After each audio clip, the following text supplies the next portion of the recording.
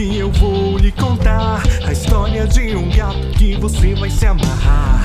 Sabe, eu poderia ficar aqui até amanhã contando as aventuras do Gato Juan.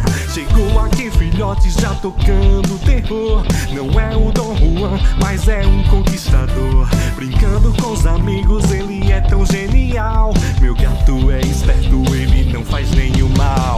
Miau, miau, miau, ele é meu animal. O Juan é um gato esperto, ele é sensacional. Miau, miau, miau, ele é o dono do quintal. O Juan é meu amigo, ele é muito legal.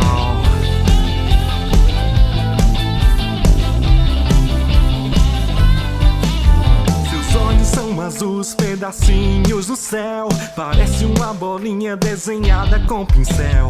Tem uma barriguinha fofinha de apertar. Mas calma, senão gato pode até se machucar.